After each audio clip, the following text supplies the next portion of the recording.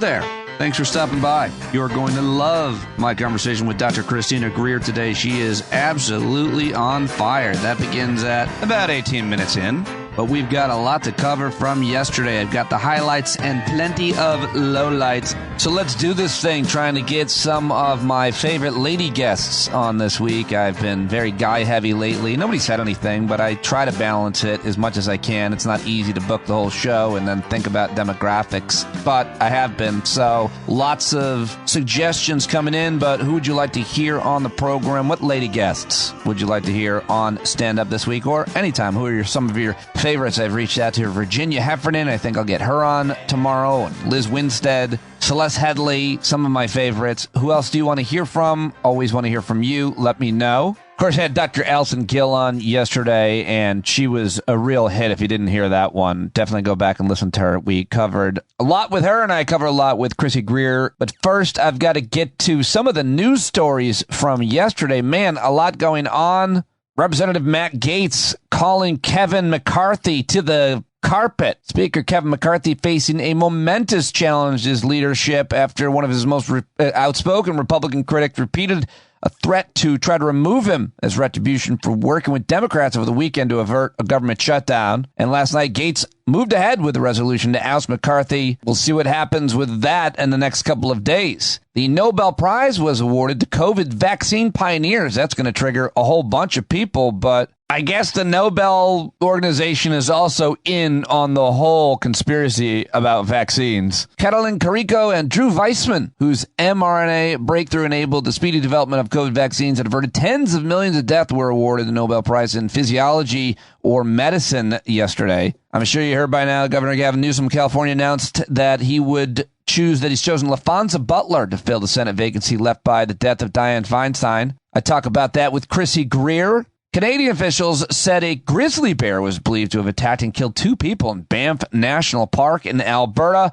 But the good news yesterday was a girl who had gone missing in a park in upstate New York, just north of Saratoga, has been found. Not sure exactly what happened, waiting for the details on that, but that is really good news. And of course, the big story yesterday, the top story yesterday, is that Trump's fraud trial began in New York, and he appeared and surprised us all that it was on TV. I guess for some reason people didn't know he was going to appear on TV, and it was pretty dramatic because you saw the Attorney General Letitia James just eyeballing him, and he came out and did a whole rant afterwards and threatened her. Basically, he said somebody ought to go after her. But this kicks off an unprecedented stretch in which the former president will run for the nation's highest office while facing a series of civil and criminal trials. New York Times writes, in the case yesterday, the Attorney General of New York, Letitia James, is accusing Donald Trump of inflating his riches by billions of dollars and crossing from hyperbole into fraud. In some years, the Attorney General's office contends that Trump and his adult sons and their family business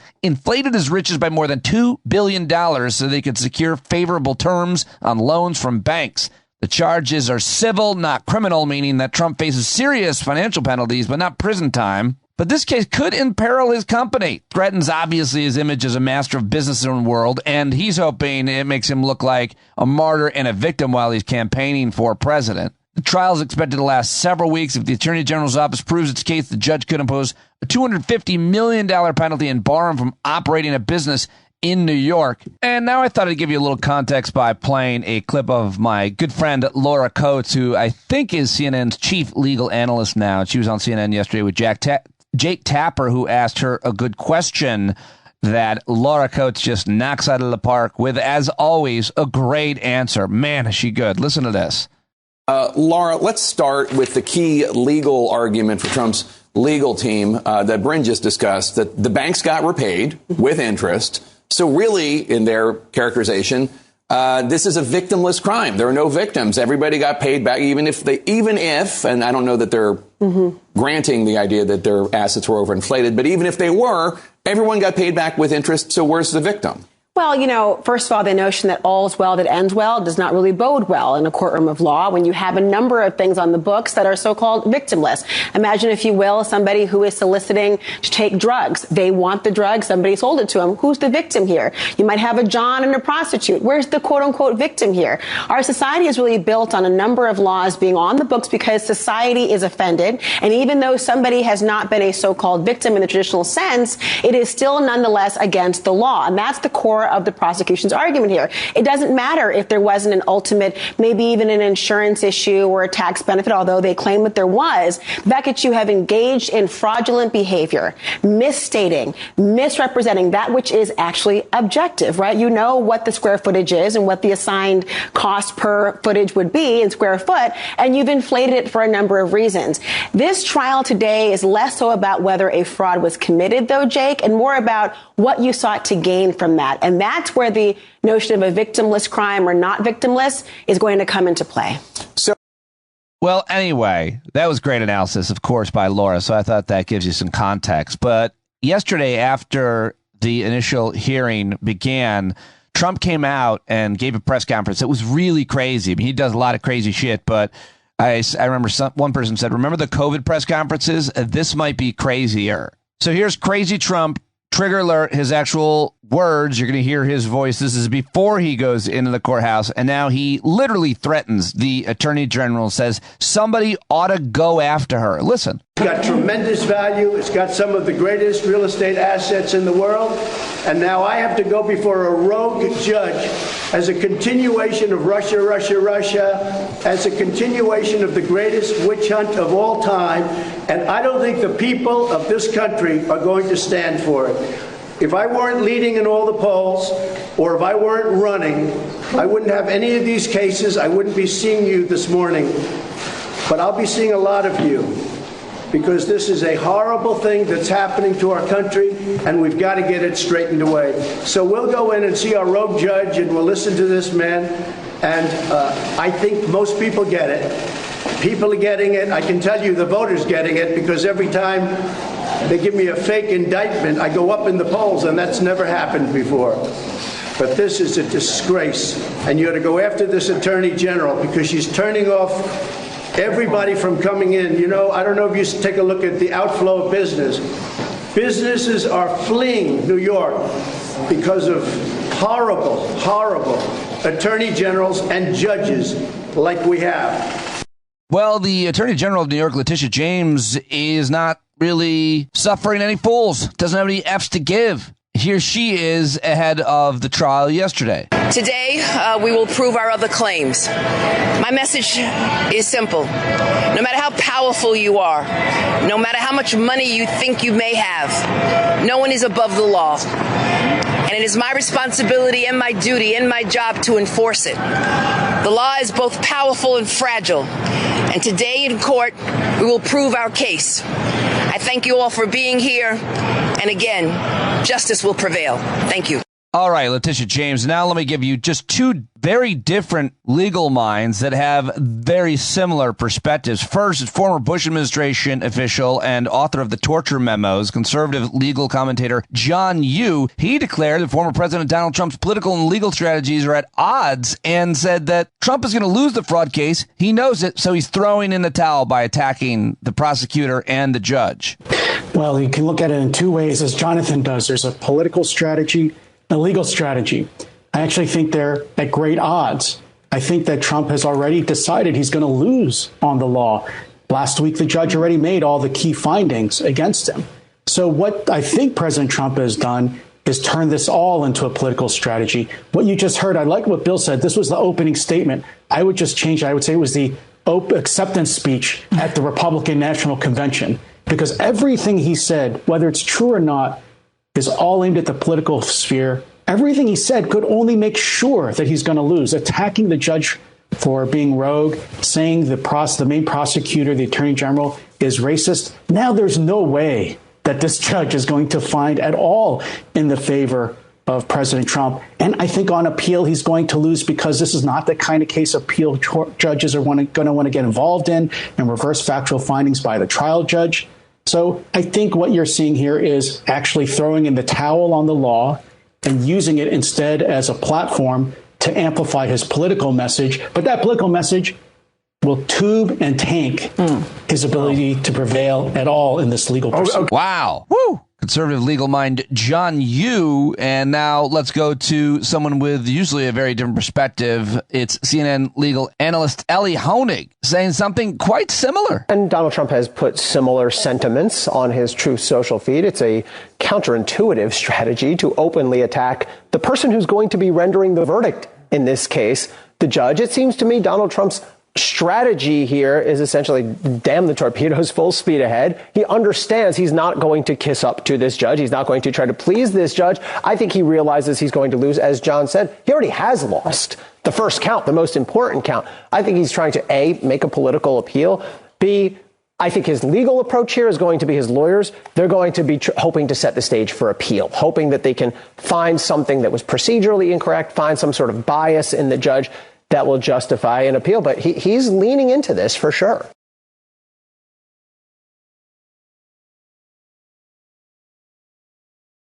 Well, there is one more thing I wanted to play for you that is related to Donald Trump. I'm pretty obsessed with this idea that folks can be supportive of our military and our veterans and also of President Trump. You really have to twist and turn and make some hard leaps to be able to do that. Of course, it's hard to believe that anybody affiliated with military or says that they support the military or veterans or former POWs would still support Trump after he said what he said about John McCain and former President George H.W. Bush getting shot down. It's hard to believe. But when the Atlantic's Jeffrey Goldberg came out with his reporting about how terrible Donald Trump thought of the military and how many things he had said specifically to his former longtime chief of staff, the longest serving chief of staff he had several. That story was crazy. But a lot of people still said, well, I don't believe it. It's Jeffrey Goldberg. It's the Atlantic. I mean, you had to believe it. He had several sources and everybody knew one of them was John Kelly, but it was anonymous at the time. Well, it's big news because yesterday, John Kelly, President Trump's, again, former chief of staff, he's a former general in the United States military. He's a combat veteran in Vietnam. He's a Gold Star father who lost his own son in Afghanistan, and Jake Tapper got him to talk. Not on the record, and not recorded, but yeah, on the record. All of this attributed to John Kelly, and I got a 4-minute report that I want to play with you because I'm hoping, I don't know, that more people will hear this and share this, and somehow it will help contribute to breaking a little bit of the fever, or at least create more transparency on how little Donald Trump actually thinks of those serving in the military. Here's CNN's Jake Tapper again. And today, Trump's longest-serving former chief of staff, John Kelly, is chiming in with his harshest criticism yet. In an exclusive statement to CNN, Kelly says about Trump, "What can I add that has not already been said?" Calling President Trump, quote, "a person that has no idea what America stands for and has no idea what America is all about." For the first time ever, Kelly sets the record straight with on-the-record confirmation of a number of damning details about Donald Trump from background sources, including from a 2020 Atlantic story reported with unnamed sources by editor-in-chief Jeffrey Goldberg, including the stunning detail that Trump turned to Kelly on Memorial Day at Arlington National Cemetery in 2017 and asked, "I don't get it. What was in it for them?" This is Kelly confirming on the record stories of Trump insulting Senator John McCain and former President George H.W. Bush because in Vietnam and in World War II, respectively, the former aviators were shot down. Kelly describes Trump as, quote, "a person that thinks those who defend their country in uniform or are shot down or seriously wounded in combat or spend years being tortured as POWs are all, quote, suckers because, quote, there is nothing in it for them. A person that did not want to be seen in the presence of military amputees because, quote, it doesn't look good for me. A person that demonstrated open contempt for a Gold Star family, for all Gold Star families on TV during the 2016 campaign, and rants that our most precious heroes who gave their lives in America's defense are, quote, losers and wouldn't visit their graves in France." Kelly confirming on the record a story reported in the book The Divider, where Trump tells Kelly he wants a military parade, like one he saw for Bastille Day in France, except he does not want any wounded veterans. Kelly confirming that Trump in 2018 in France refused to visit graves of Americans killed in World War I. To CNN, Kelly calls Trump a hypocrite, saying he is, quote, not truthful regarding his position on the protection of unborn life, on women, on minorities, on evangelical Christians, on Jews, on working men and women. And he concludes Trump is, quote, a person that has nothing but contempt for our democratic institutions, our Constitution, and the rule of law. He concludes, there is nothing more that can be said. God help us.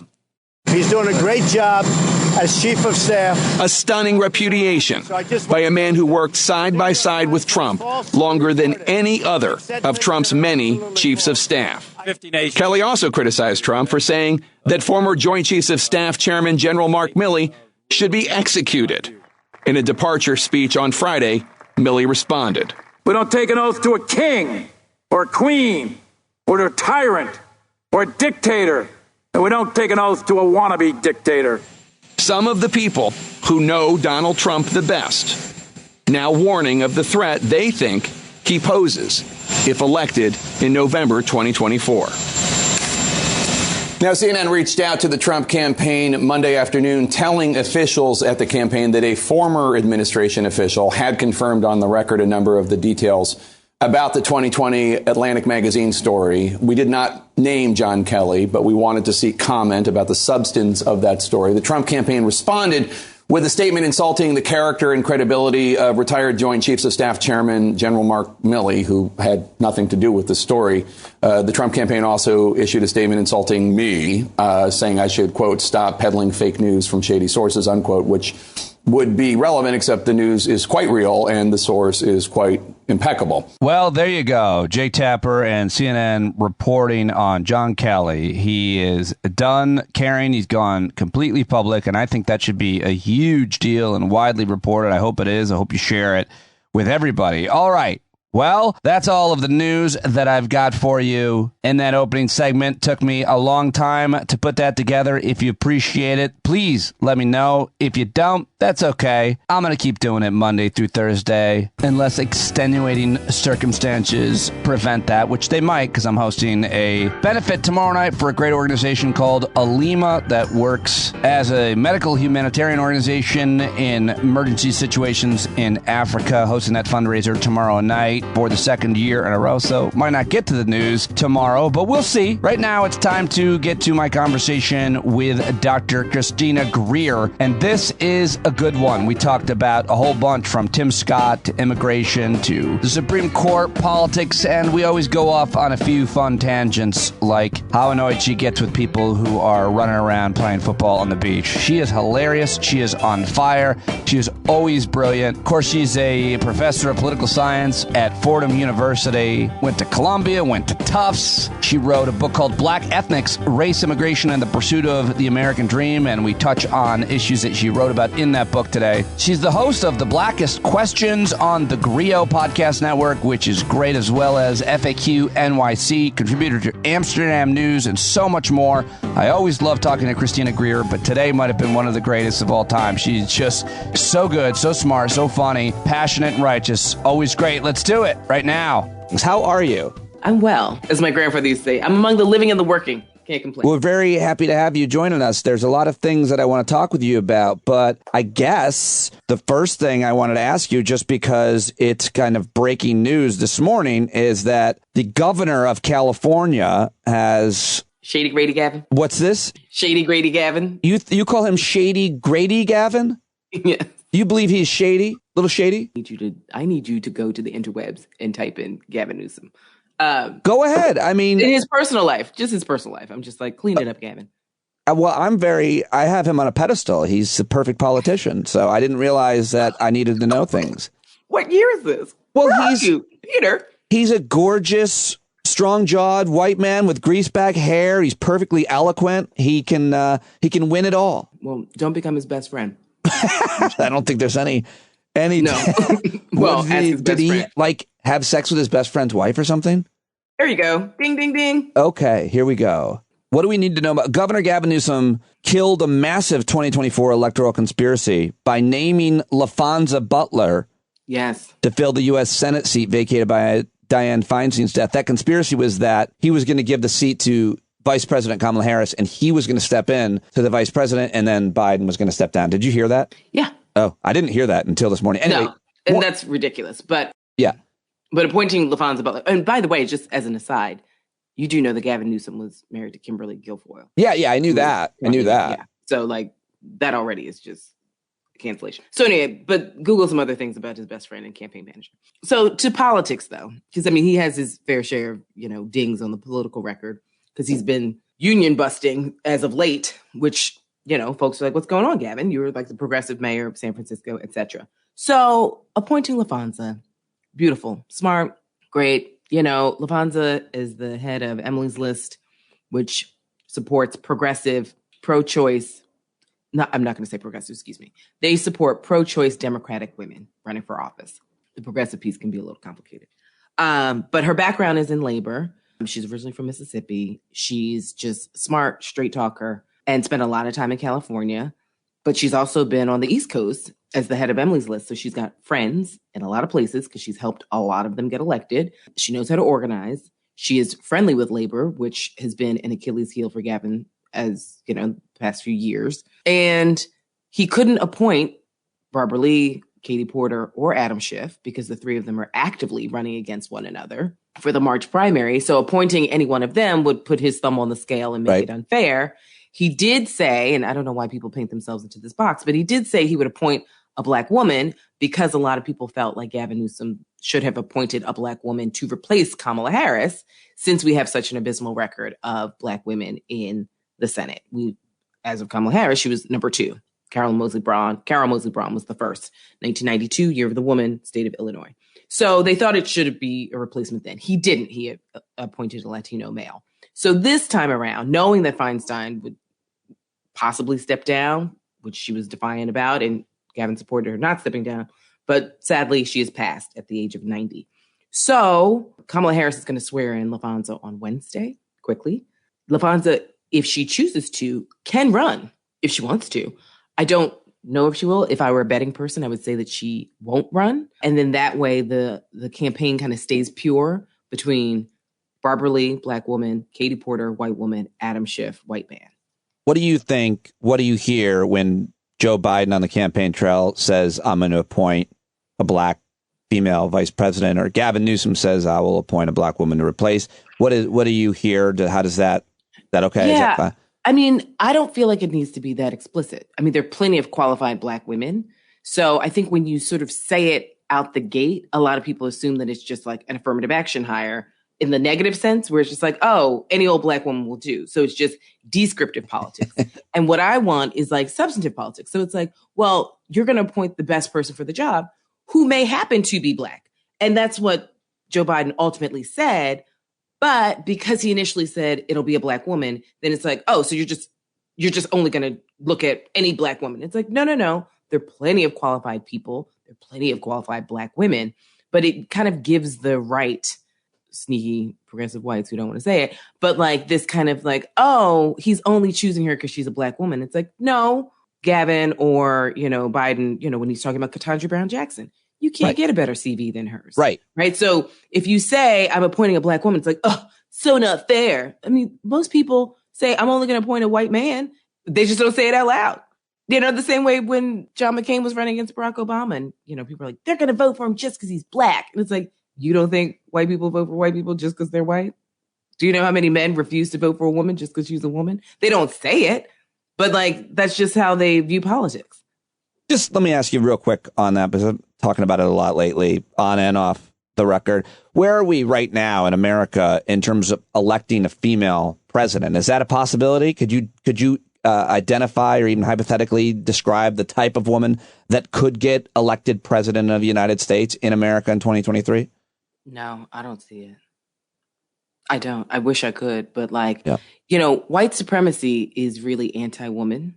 And if you have a country that's based on, as Bill Hooks has walked us through time and time again, white supremacy, anti-Black racism, patriarchy, and capitalism, and if they're all four legs of the table and intertwined, like, you know, those beautiful trees that grow and like the four parts just, you know, grow up together in one bush or one trunk, it's like white supremacy is fundamentally and by definition just kind of patriarchal, and this country hates women. Like, we've seen it. We see it now, right, with the policies against women. I just don't see it. And if we did get a woman, I don't know what kind of woman we'd get. I sure as hell don't want like a Nikki Haley woman who's like anti-woman, anti-immigrant, anti-people of color. She's like a brown white supremacist. Right. Like, you know, denying her background, her history, and everything else. So what is Tim Scott then? Oh, Tim Scott is embarrassment to the ancestors. And he really does help me explain and understand how the institution of U.S. chattel slavery existed for so long, because there are Black people like him that existed.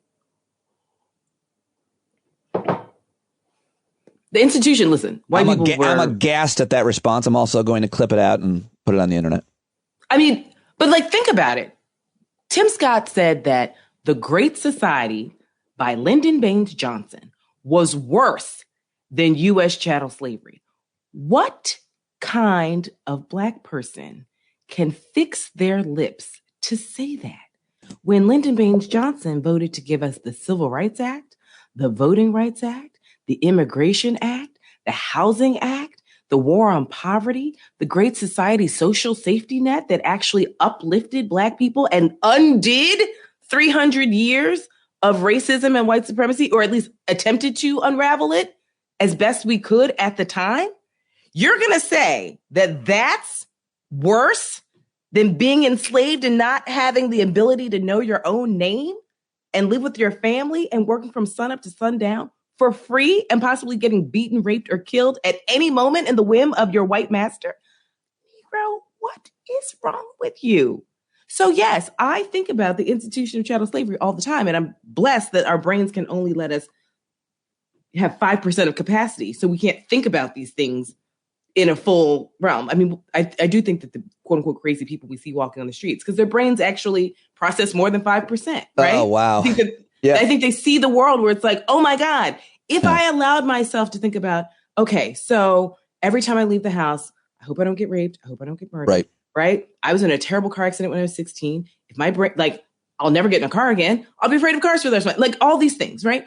So I always think, though, it's like U.S. chattel slavery existed because there were a lot of white people who were invested in the institution. There were a significant number, shout out to the Quakers, who were invested in ending it as best they could.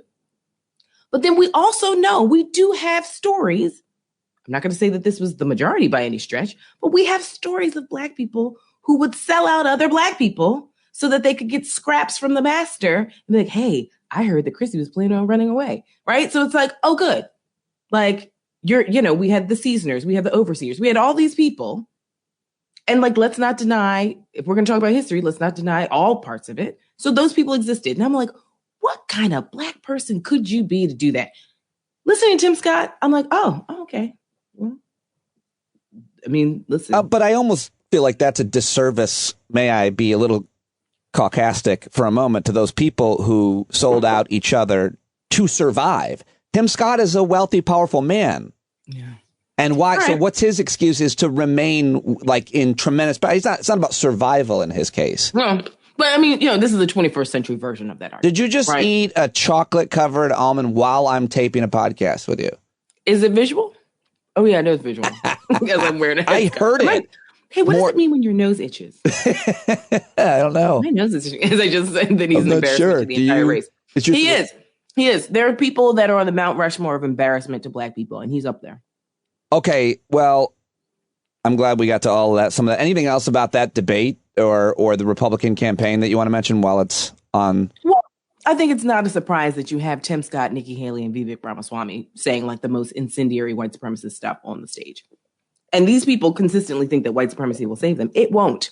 Like, you'll never be accepted. So all those policies that your parents benefited from, that you benefited from, that you want to take away from everyone else, it's just so clear that you come up the ladder and now you want to jack up the ladder so that nobody else can get any of the benefits that you and your family experienced. So he's he's a more dangerous snake oil salesman idiot like Andrew Yang. I find Andrew Yang to be deplorable and despicable. I find Vivek to be the dangerous version of Andrew Yang. Both of them are bad pennies that need to go away. But like there's a certain thread between the two of them. It's like, I'm these sort of like, not white, but like, let me spout all the white supremacist talking points. Right. So you guys will like me and like, I'll be in the club. It's like, hey, guess what? You're never going to be in the club. So just like, stop it. Whether you believe it or don't believe it, you're an embarrassment to yourself. But like what you say is really dangerous. And especially what you say about immigration. But, whatever the club is in this case, Nikki Haley was the governor of South Carolina. Vivek Ramaswamy has had a very successful career as an investment. As long as you're making... See, though, like when you start sifting through Vivek and Andrew Yang, it's like we keep saying they're successful, but nobody's like digging in the crates. Andrew Yang and Vivek, neither one of them are terribly successful. Well, I think they both are. I think they both made like millions and millions of dollars with shady investments, or at least Vivek did. Or investing in companies and defrauding, like bad ways. Yeah, you can defraud, but that doesn't mean you're successful. Well, I don't agree that he's a snake oil salesman. Well, certainly that's not how I would define success. But my point was like they're in a club of people who are making money with or off them. But I definitely, I think what you mean is you're never going to be in the nominee of the Republican Party club, much less the president. No, and if you ever did somehow become a nominee of something, the things that you would have to say and do. Nikki Haley has defended the Confederate flag after she did. Exactly what you just said. The things you'd have to say and do, she's said and done them. And so is Vivek. Hey, so's Tim Scott. You just said chattel slavery was better than the Great Society. Right. And P.S., I love the whole, my girlfriend goes to a different school. You just haven't met her yet. What else do you want to say about that? Because I've spent a lot of time thinking and talking about that. And I also think it's ethical. I agree with Michelangelo Signorelli, who's been doing this and talking about it forever, that if you don't get to keep your private life private if you're advocating and passing policies against gay people. You don't get to be in the closet gay if you're passing policies as a legislator against gay people. I agree with that. Do you? Yeah, sure. And we know that, sometimes the people who were like Strom Thurmond, right, hates black people. Everybody knew he had a black daughter. Sir, get out of here. But I think, what's interesting when I think about the casting of politicians and wives, right? So you're in South Carolina. So you got to come up Christian values people, right? Which I put that in quotes because these are people who want to starve children at the border and in public schools. But so what kind of wife do you cast, right? Because, okay, fine. It's still South Carolina. So let's just say you got to go with a black girl. What kind of black girl is signing up for this? And then she can't be too brown skinned. Does she look biracial? What kind of black woman do you get? Right. And then it's a white woman is I don't know. It's South Carolina. Daniel Cameron in Kentucky, he's got a white wife, but she's also part of the McConnell crew. Right. She's establishment. So it's okay, McConnell co-signed that. And also he doesn't have a white wife. Clarence Thomas, his white wife is part of the most powerful family in Nebraska. So you kind of have to cast a certain type of white woman that co-signs the fact that it's okay to have an interracial relationship. Now, I would argue that South Carolina isn't Nebraska. South Carolina is not even the same as Kentucky. So coming out with a white woman might make certain people, especially Republicans, feel a certain kind of way. Even still, they just don't like it. That's why some people just couldn't even deal with Obama because it's they don't like the fact that his mama slept with not just a black man, but an African man.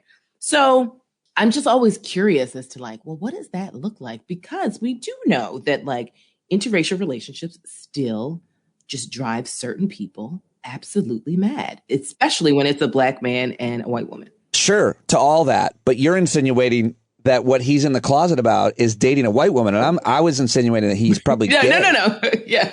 Listen, I don't know what he and Lindsey Graham are up to in the state of South Carolina. I don't know what's going on there. But, listen, I don't know his sexual orientation. Quite honestly, I don't really care except for your point, which is highly valid, which is if you are going to denigrate and damn near hunt people of the LGBTQ plus community and you're a closeted member of said community, then all is fair game. I tend to not really care if people are gay or straight, it's just, but I do care if you go after those people in particular communities. Now, with Lindsey Graham, I'm just curious about that because he was one of the most ardent anti-Trump Republicans. And then on a dime, he just changed his mind. And I just find it fascinating because we do know that Donald Trump plays by mobster rules where it's he goes out of his way to find out what your Achilles heel is, to exploit it. Michael Cohen, did that with, who's the president of Liberty University and all that business. Oh, yeah, that great documentary, Falwell, yeah. Yeah, Jerry Falwell. So it's like, we do know that Donald Trump goes out of his way to exploit what people do in the dark. No doubt about it, but we don't have any evidence of that. And what we do have evidence of Lindsey Graham, this is why. I'm not saying that dog doesn't hunt. It may very well. But what I'm saying is that Lindsey Graham has a history of being a pilot fish. So he just cozies up to whoever's whoever's famous, whoever's powerful. He just sells out sells out whatever principles is like Kevin McCarthy is the same way. There's a lot of people like that and on progressives like that. I call them feckless. That's not as powerful, I feel like, as pilot fish. I've never heard of pilot fish, but I'm going to put it in my repertoire. I heard someone call Lindsey Graham a pilot fish, a barnacle, latching on to powerful things. And so you have no principle. He latched on to John McCain forever. And then he threw John McCain basically under the bus when Trump ran. Yeah. Well, you know what word I was texting with people about this morning? Gutter snipe. I've heard gutter snipe. Made the word famous. And then Iyanla Van Zandt used it. But it's like, it used to be like a street urchin type person, but it's basically like just like a offensive term for someone who's just like a bottom feeder. I hate, and I'm always uncomfortable, even with people I'm disgusted with, calling them non-human names. I mean, I do it all the time, but I try not to. No, it's a street urchin, like a beggar. It used to be a beggar. Yeah, street urchin I find really offensive. Oh, really? Yeah, urchin. Like I've been called many times a goblin. That's deeply offensive just because of my appearance. But urchin. Oh. Well, hey, listen, I get called the N-word, B-word. I actually just appreciate the fact that it's intersectional. I'm like, oh, wow, race and gender. Look at you. I get N-word, B-word a lot together. So it's like, oh, okay. Well, at least you're like, reading up a little bit of Kim Crenshaw. Appreciate you. Just, I don't think those people are reading Kim Crenshaw. But to be clear, you don't get called that to your face. No.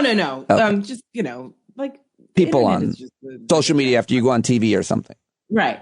Your recent Amsterdam news column is what I'd like to move on to next. Okay, let's do it. It is titled "So Many Crises." Did I pronounce that right? Crises. CRISES. So many crises. And you focus on, you mentioned several things that are happening, but the thrust of this is the immigration issue, the migrant issue. And you write, as the author of Black Ethnics and a trustee of the Tenement Museum on the Lower East Side of Manhattan, I'm keenly aware of the history of immigration to this city and this country. We've never had an easy integration of newcomers. We've always treated newcomers in less than welcoming fashion. However, just because we were unkind and unwelcoming to scores of generations of immigrants in the past does not mean we should repeat our negative history of intolerance, ignorance. In conclusion, you admit here this is a tough issue, but getting back to my theme of dehumanizing people, this we have a history of, this we shouldn't do in this difficult situation. The question is, where do we go from here? You ask that at the end of your piece. The solutions are not simple, fast, or cheap, but we can't scapegoat and blame families who are trying to make life better. But yet the mayor of New York, the governor of New York, even a lot of Democrats are doing this. So how should we talk about it? How should we look at this migrant crisis? These two are human beings that I argue are better than me. I've never had to leave my house for any reason to move somewhere. So first of all, I mean, I hate to first of all, okay, one, I love that you read the Amsterdam News. Shout out to the Amsterdam News. Two, I hate the fact that we're calling it a crisis because, JFK wrote the book Nation of Immigrants. I mean, we've always had influxes of people and different waves. And just like Vivek wants to pull up the ladder, that's just what we've always done. Like you can poll Latinos in Arizona and they're like, ugh, get all these immigrants out of here. It's like, sweetie, you just got here yourself. But that's what it was. Black people in Harlem didn't like the second wave of the Great Migration, right? Robert Moses hated the quote unquote new Jewish people who were coming in post World War II, right? Because he was part of the late 1880s, 1890s wave of Jewish folks, right? So the list goes on and on of people just not liking the newcomers that look just like them and have maybe a similar story, maybe a totally different story, but it's a story of immigration nonetheless. Whether you're a refugee, whether you're immigrating because you're a doctor, or whether, you just for whatever reason, documented or undocumented. Right? I mean, as Native Americans, I would argue we're all undocumented. So I don't know. I mean, this is why I'm not an elected official. I mean, I don't want to just pass the buck, but it's like, this might be above my pay grade. I understand the frustration of local officials saying, I need the governor and the president to put some money on it. Because if we know anything about city budgets, like 92% of the city budget is already spoken for. So like you have a very little wiggle room with your own money, and you're constantly going to the State House with your tin can, doing a little soft shoe, asking for more resources. And we know upstate New Yorkers hate downstate New Yorkers, even though our tax base supports the entire state. Without us, everything would fall apart. But there's that tension between sort of the colored people in the cities and the non-people of color upstate, right? Which we know that we have like 6 major cities in New York, but there's this larger feeling of, the 5 boroughs sucks all the resources out of, the state budget, which is positively false. But that's the way a lot of states feel about the major cities. Yeah, you could make this argument true to Texas, well, I mean, that's California. why all states are red states, because once you leave the blue cities, it's like you got a whole bunch of red people who are like, ugh, we hate them. So Kathy Hochul, though, recognizes like she's up for re-election in 2026. Eric Adams is up for election in 2025. So far, he doesn't have a progressive challenger. So like she has a teeny bit, she's more of an advantage. 1, she's got a bigger budget than he does. And 2, she comes up for re-election after him. But it's tense because she's like, listen, my re-election, which she barely got elected on Jump Street, right? Give Lee Zeldin a few more weeks, I think we would have had a different race. But she recognizes you can't have all these migrants going upstate because then I don't get reelected. Right. Right. So it's like there's the political angle and then there's the humanitarian angle. And like, yeah, it seems like a lot and folks don't like to see it. Right. People don't want to see folks on the street. And then we've got the illegal scooters and the illegal bikes that come along with it. And then that's a public safety issue. All the data shows us that immigrant communities, especially newly immigrant communities, are some of the safest, right? People don't have time to be robbing and stealing. Like they're not doing that. They're not doing murders and rapes. It's just, they're trying to find a job. They're trying to find a place to live. Keep in mind, and try not to get COVID while doing it. And I think what's lost in a lot of this discussion is like, as we deal with climate crises, New York was just underwater. Right. I mean, I was out of town. I called my neighbor. I was like, here are where my spare keys are. I need you to go into my apartment and make sure, because I love a window open. I have all of my windows open. So like we have these climate crises, but we're not asking ourselves, why are people leaving their countries in droves? Right. Right. Like Europe, you all refuse to ask yourselves, what are you doing to make sub-Saharan Africa so hot where everyone's climbing north and then crossing dangerous seas to get to? Nobody wants to leave their homeland. Nobody wants to pack up their children and leave everything behind, right? But it's like the people we're seeing at the border are leaving their countries. One, some of it is obviously political violence, but some of that political violence has to do with scarce resources. Yeah. And the fact that people can't make a living because the way they used to make a living no longer exists because it's too hot. Or it's too rainy, or it's too hurricaney, or whatever it is. Or drugs. I mean, our demand for drugs. This country. And the cartels running these countries, especially in Central America, Listen, Peter, I've gone to private school every day of my life. I am institutionalized. This is why I still work at a private institution. Like, I am basically raised in captivity. I have always been so anti, these wars on drugs because I've seen how much white people love drugs. Yep. I was like, and this is why I was like, shout out to El Chapo, where, he's in the Brooklyn Penitentiary. And he's like, listen, I wouldn't be a drug dealer if y'all didn't love drugs. Yeah, we love them. Y'all love drugs. Yeah. Like, and listen, no disrespect to people who got to have their drugs, but this country has always had. But just admit it. Yeah. Just be real. But here's the thing. We never admit it. We're still walking around like we're Four Seasons and we're in Howard Johnson's. Well, I think, if I may, the solution is that you have to have a completely different legal structure. You have to have comprehensive immigration reform and some kind of new hybrid situation where you can allow people to live here and work here. They don't necessarily get all the rights, but there's all kinds of things that can be done legislatively at the federal level before you get to the state or local level. I mean, that seems to be the solution. And we've had a very hard time doing that, even though when Barack Obama was president in 2013, they passed comprehensive immigration out of the Senate and it died in the House because John Boehner refused to take it up for a vote because it would have passed and then they wouldn't have this wedge issue that they keep winning elections on. But I will say the issue I find living in mostly white communities most of my life, except for my 12 years in New York City, I wish that these immigrants would just not bring their music to our public parks. That is where I don't know why they can't assimilate just a little bit more to white. So you're turning into white man off my lawn. I don't want to hear your music. No, I like white and black music, fine, but like Middle Eastern and Hispanic music in a park is where I draw the line. People should be more thoughtful. Listen, what I really like to do at this point is when there's like in my park, when there's like a bunch of like seemingly Middle Eastern or Indian folks and they're playing some kind of ethnic music with instruments that the white people don't recognize, I actually like to sit and watch the white folks walk by. And just, well, I mean, listen. It's like bird watching, except for just people. Well, people watching is a whole thing. Yeah. I mean, I will say that I lived, on the Upper West Side for many, many, many years, like 2 decades. And it's a relatively quiet place. And then I left and moved to a totally different borough. Yeah. And the culture of playing music is very different. Yes. And like, I have to check myself because it's like, I am technically a gentrifier where I live. And so it's like, hey, this music's going to be this music. So the other night I was like, we got to get into it because from 7 to 11, this person has decided to have a barbecue on the sidewalk. And I struggle with it. I do. I struggle with people forcing their music on you at the beach, anywhere. It's like just listen. I'm very anti music at the beach, and you know what? I'm really anti. Stop playing sports at the beach. Why must you play your little like paddle ball and frisbee? Sit down. Oh, enjoy the sun. I'm sorry. I have a whole thing about like an analysis of a certain type of person that just doesn't know how to sit still. I hear you.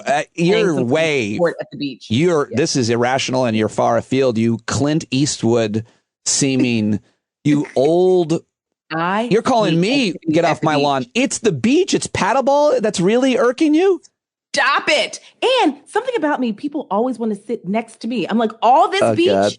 Why do you need to put your towel next to my towel? All this beach. So then I get to hear your horrible conversation and your music. And then you want to play, whatever little ball games running around the sand or football, which is always like, the sort of like masculine, let me play football on the beach. And I swear, every time I catch a ball, I'm like, this is the first time, last time. Because if I catch this ball one more time, it's mine. That is even worse. That is now you are a really old lady, and it's like the ball came over the fence into your lawn, and it's mine now. Yes, you're taking the ball, lady. I will put it in the trash, the ocean, or whatever. But like, there's nothing worse than wanting to relax on the beach, and you just constantly hear like, "Oh, heads up!" Like you don't know how to play football. Yeah, no, that would put you Aaron on edge. Rodgers, like beat it. Yeah. So it's so frustrating. It's like, I can't relax because I'm constantly worried about getting hit by a ball because you want to sort of like show off your like wannabe 6-pack to some like randos. Like it's beach culture is, listen, this is also a public beach and I only go to topless beaches. So like, that's also a thing. So it's like, I'm not trying to get hit, like running around, like, You do not exclusively go to topless beaches. You go to them, but not exclusively. In New York. You make them. I heard you you'd make them topless that if they are not. No. Like technically all New York beaches are topless, but there's certain places where it's just like, people know that it's topless. So they're not like rude and ogling and things like that. But yeah. Have you ever been recognized topless on a beach from television appearances? No, my sister's always like, why are you topless at a beach? Aren't you on TV? And I was like, I feel like the parts of the beach that you go to that are topless, people are really respectful because it's like everyone just wants to be topless. So no one's like, hi, aren't you on New York One? And like I said, I'm missing. Hey, before I let you go, as much as I want to continue talking about topless beaches with you and anyone who wants to, I want to ask you just real quick. The Supreme Court term started today. I know you're paying attention to that. Obviously, you pay attention to all of the last term, this term. Talk about it. What are your concerns, maybe upcoming, or what's happening now? Any thoughts on this term? Well, I mean, or the last? I think it's a sin and a shame that Clarence Thomas hasn't recused himself from so many cases that are before the court when we now have undeniable proof that he is not only friendly, but like close personal friends with so many billionaires who have worked before the court. Like, they have cases before the court. So it's like, if you're on someone's plane or you are clearly a beneficiary of something that they have purchased for you or your family, I don't understand how you aren't recusing yourself. Or if you don't have the decency to do so, why your colleagues aren't saying like, hey, or John Roberts specifically, saying, you need to step aside. Like, it's literally your benefactors coming before the court, and you're saying that you are a neutral party in assessing whether or not this person should get, a ruling one way or the other. So I think that like, to me is, I don't think that he'll recuse him. I definitely don't think he'll step down. Right. I don't think he'll recuse himself, but I just think that, we've got a few kind of big court cases coming up about corporations that I think should recuse himself, and he won't. We've got, obviously some First Amendment stuff and some Second Amendment stuff coming up. We always have like gerrymandering stuff that comes before the courts. And I think it's for me, it makes my job harder as I try and educate young people to get involved in the political process. And they're like, this is a sham. Like, all these guys want to do is basically take away rights from like young people, transgender people, women. And then we're looking at one of the most corrupt Supreme Court justices possibly in the history of our, modern nation. I don't know if there's any cases or rights. What rights are going to be or up for being taken away further in this upcoming term? I don't know, but certainly there must be something. What do you like? Well, I'm not sure which big, even though I already reviewed some of the big cases, but, from gun rights or gun safety. And there's like social media stuff. There's that's interesting. Like consumer financial protection stuff. Yep. There's like, let me just ask you about the last term and being an academic. How much do you think the affirmative action decision is affecting acceptance into colleges? I mean, are colleges working around that to try to maintain diversity? Oh, yeah. I think a lot of colleges are trying to do it within the confines of the law. But like, we see that they haven't stopped. So now they're going after Black women who have a hedge fund, right? So these Black women start a hedge fund to sort of help support Black businesses. And the same lawyers are going after these Black women to say like, oh, that's racist. It's like, you do know that we had to start this business because you all exclude us consistently from hedge funds. Like, this is why I don't read about that. I'm trying to look that up. Group behind affirmative action case sues Black venture fund for alleged racial, the Fearless Fund. Yes. Black women. And so they're being sued. And, it's the same folks behind the affirmative action case. Oh, man. I did. So, I mean, like, the affirmative action case, as we have told everyone, is like just the tip of the iceberg. Yeah. Yeah. So, and this is why I don't feel, sadly, all these movies and Netflix specials about like these people who keep getting swindled by these like young, super smart white boys who like got you for $100 million or this like hot little blonde white girl who like stole $50 million from you. And it's like, you know what? So what? Good for them. Because there's no way I could walk up to somebody and say like, hey, I'm super smart. I don't have any proof of this product that I'm selling you, but I'm super cute. I'm going to give you like a little flirts and you're just going to start like pouring money into me. And then you're going to be mad that like I was totally lying and I'm a scam artist. So it's like, so what? You got scammed. Same with like these white boys who were doing, all this crypto stuff. Yeah. And it's like, how dare they take our money? It's like, really? Because would you have thrown $100 million at me if I said, hey, I want to like make invisible money with more invisible money? Just give me hard money and we can do it. And like, no, it would have never happened. So you know what? You got. Your white supremacy made you lose $100 million. So I know a lot of Black folks who invested in crypto and lost a lot. Listen, you know what? I didn't, because I know a lot of people who went to Harvard Business School. I know a lot of people who went to Wharton. Yeah. And every time I was like, and listen, I was in AP Econ and I barely passed because I was like, I don't understand why we can't just make more money. Yep. And Mr. Scordina was like, God damn it, Chrissy, we can't keep printing it. But even though we still do. But here's the thing. No one who I respect, who's in the financial world, could ever explain it to me in a way. I hear you. I hear you. I'm just saying you can explain. I mean, the way that they exploited so many people and how people did get scammed. I have more empathy for those people than you do. Well, also by the time, because I'm not talking about the people who invested in it. I'm talking about like the people who lost like hundreds of millions of dollars. Fair enough. Listen, the regular folks who got in on the crypto thing, you were late to the information. Because if you got in early, you did make a little bit of money. But by the time it trickles down to people like us, guess what? The jig is up. Yeah. Like, it's a pyramid scheme in a fancy sort of fantastical world. No doubt. So like, I mean, listen, my financial planner was like, do you have any money invested in crypto? And I was like, no. And she's like, good. Because she's like, it makes my job virtually impossible. Let's talk more about your financial plan. Chrissy, thank you very much. As always, I'm building a cabin in the woods. That's my financial plan. I love it. And I'll be in the one next door. I appreciate you very much for joining me. And thank you very much, as always, for talking to me. But I guess I have to let you go do other things now.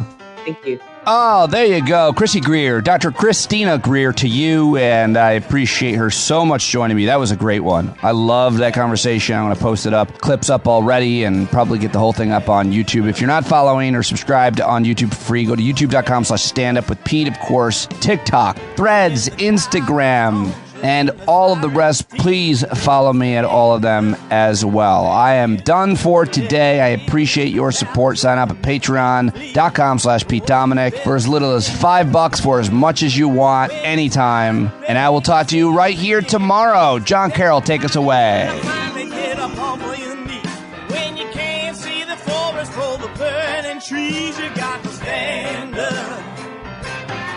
Hey, you've been sitting so long, you got the creaky knees, you got to stand up. Stand up. I think you're driving wheels been leaking grease. Boy, you better stand up. Stand up. Well, there's a whole lot more of us who know what's right. They'll keep right on ignoring us if we keep sitting tight. You got to open up the window to let in some light. You got to stand up. That's right. You got to rise up. You got to stand up. You got to stare the devil straight in the eye. You got to let him know it's his turn to go. See it clear when all you hear is a lie.